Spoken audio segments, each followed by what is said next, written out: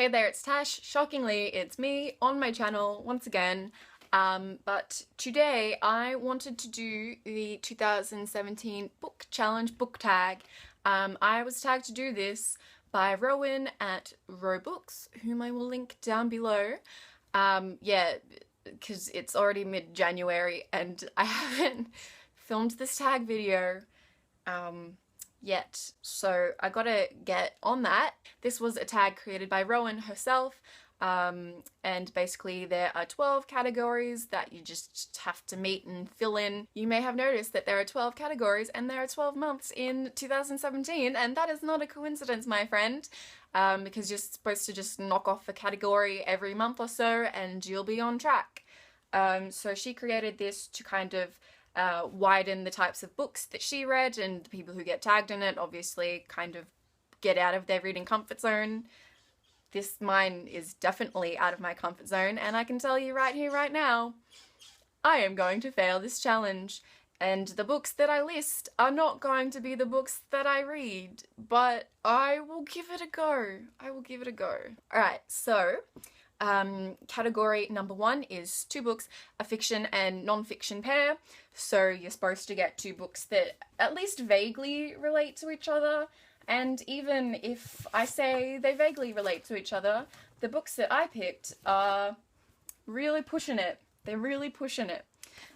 Because the first book I picked for this was Crime and Punishment by Dostoevsky, and I also picked The Myth of Sisyphus by Albert Camus, because this is a fiction novel about existentialism, and this is a non-fiction novel about existentialism.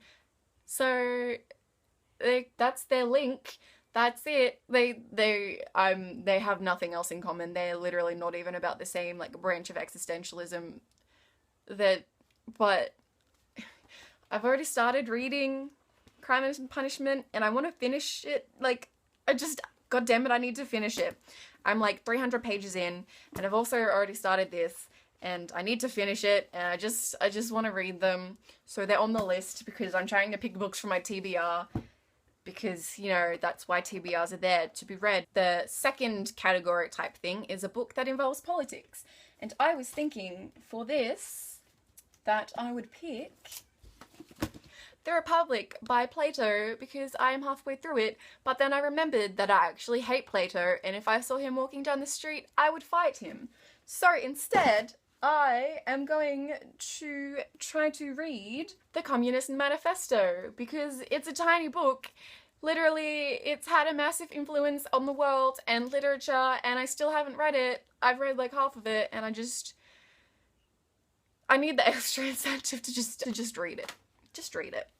3 is a book involving a difficult topic, and this year I have already read A List of Cages by Robin Rowe, and this is about loss and mourning, but it's also about abuse, which is obviously a difficult topic. But I also kind of want to read Grief is the Thing with Feathers by Max Porter.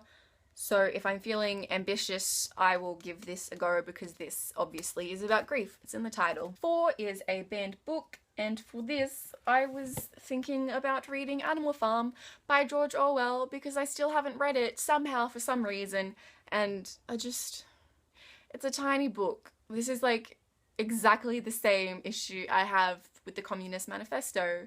I just have to read it.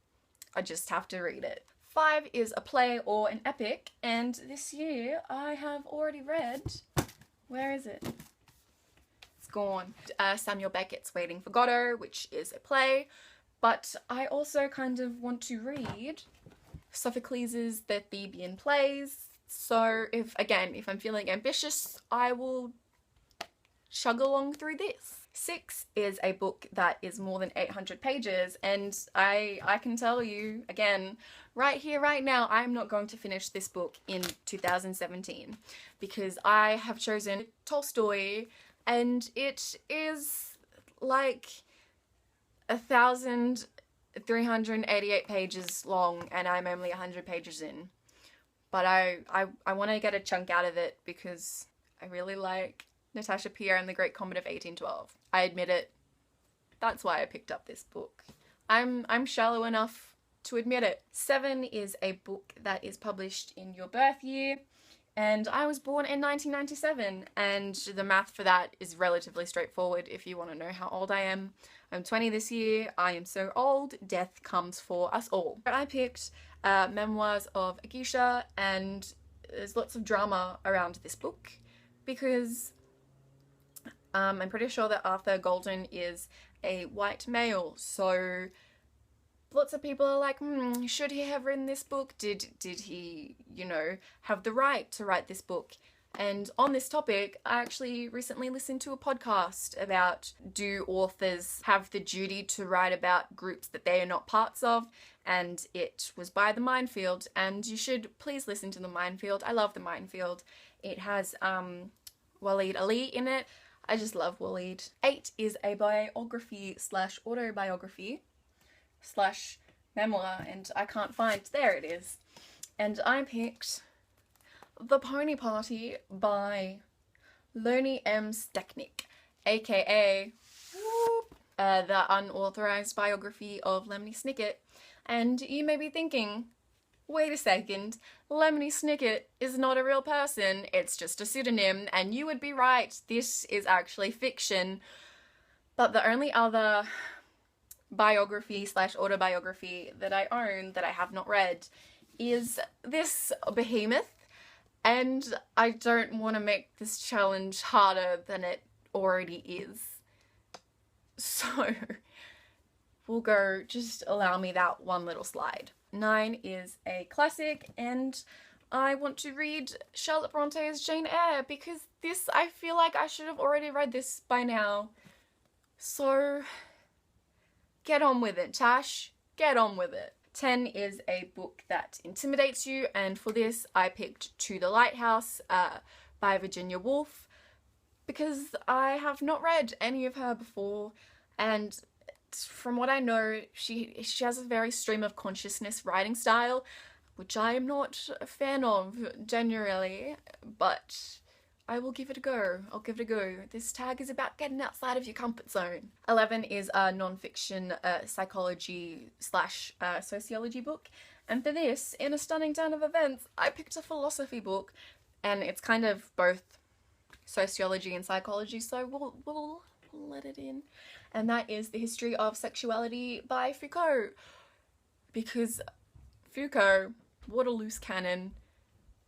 What is he gonna say next? He's just saying wild things, and everyone's like, Foucault, where's your evidence? Where's your logic for that? And Foucault is just like, lol, bye, something came up, I have an appointment, I'll tell you later. So I think that's amazing. And 12 is a book from a genre you don't read enough of, and this is a genre I low-key hate, and it is poetry. Sorry if you really like poetry, but I hate poetry so much. I was thinking about reading Neil Hilborn's Our Numbered Days because although I don't really like poetry in general, I really like spoken word poetry. Don't know why. So I like his spoken word poetry that I've seen, so I will give his book a try. And I think that is 12. Now comes the terrible, horrible job of tagging people. My issues with tagging people are the same that I brought up in my last video, where it's kind of like, I don't want to sound entitled, but then I also don't want to just not tag people and, be a dick. If you ever want me to tag you, please just let me know and I'll just tag you on everything so it looks like I'm social.